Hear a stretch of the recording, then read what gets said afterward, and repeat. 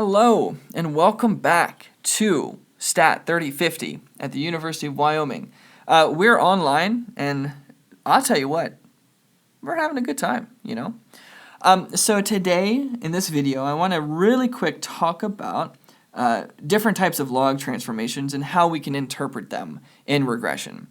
Just a quick note for my 3050 students, this is not something that I require you to do in your projects or your homework or anything, but I do want to make sure that you understand how this works and sort of the math behind it.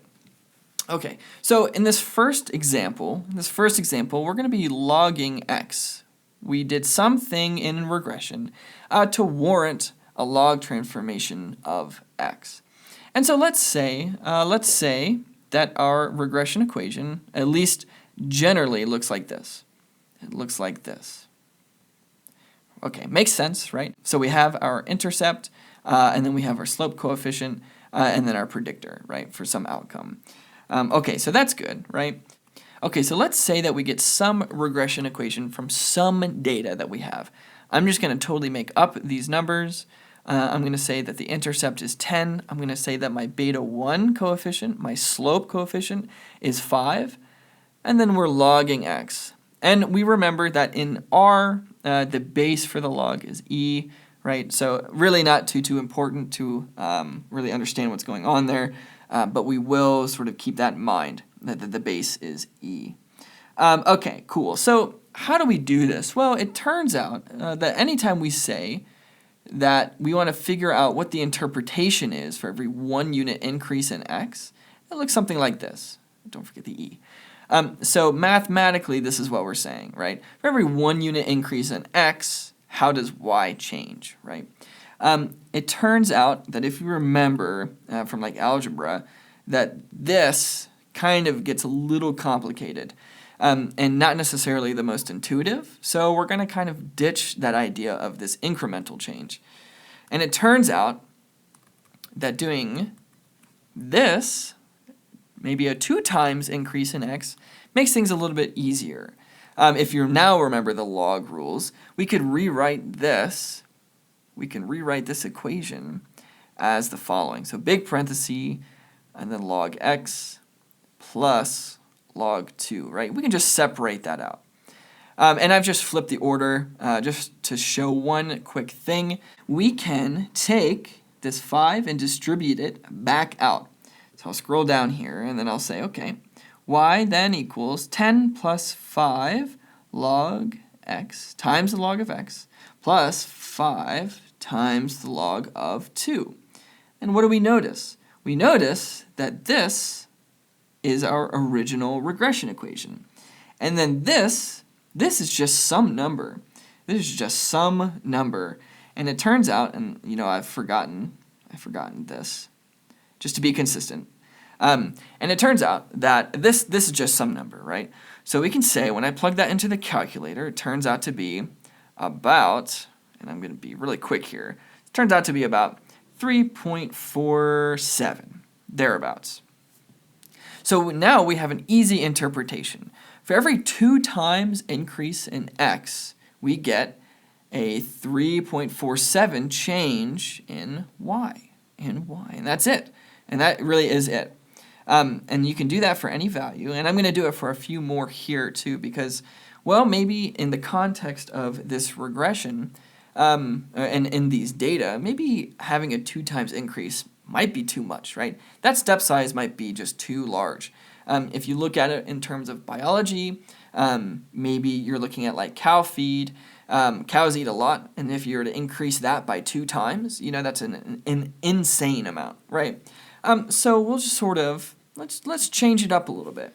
So we have our original regression equation. It looks something like this, and let's say that we want to look at this in terms of, let's say a 3%, increase, blah, blah, blah. Okay, well, so how do we do that? Well, we know that when we say, a 1 unit increase in x looks like that, it turns out that a 3% increase would be this.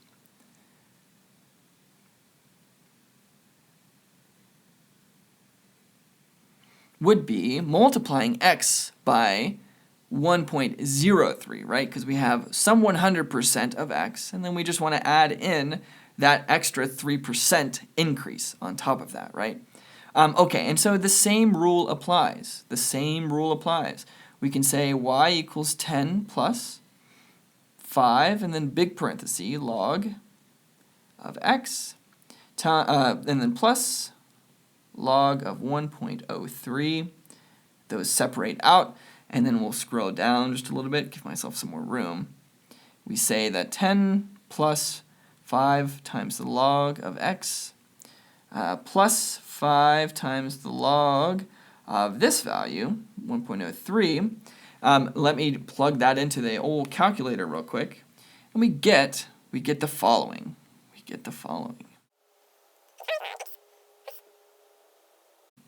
We get this regression equation plus our increase. So for every 3% increase in x, y increases by 0.148 incrementally. And that might make more sense in the context of these data. How about we look at it from the other point of view? So let's say that we want to ask the question, well, what happens for a 30% decrease? 30% decrease. Well, what do? Well, just like we said, well, a 3% increase would be 1.03. A 30% decrease would just be 1 minus that. 1 minus 30%, or 0.3. So we get this. We get y equals 10 plus 5 log of 0.7, and I'll draw a 0 here so we know, 0.7x. And we can use the same rules that we used before. Big parenthesis, log of 0.7. Actually, we'll put the x first just so the writing is a little bit easier. And then log of 0.7. All right, and then we can just scroll down again. We say 10 plus 5 times the log of x plus the log, 5 times the log of 0.7. Great. So we see that when we break it all apart and kind of put it back together, we get our original equation and then some value here, some value here. So when I plug that into my calculator, I get y equals 10 plus 5 the log of x plus negative 1.78, right? We could rewrite this as minus 1.78, but what this is saying is that, well, every time there's a 30% decrease in x, y changes by negative 1.78, or it decreases by 1.78. Pretty cool. Pretty easy to kind of work the math out after you get a kind of a hang of the log rules here, and just sort of this idea of breaking apart the log and then putting it back together. But just knowing that the interpretation for an x, a logged x, with and its change on y is actually not too difficult to see. So the next video will be on log transforming our buddy y here. And we'll see how that sort of changes the interpretation of things just slightly. Cool. I will see ya next time.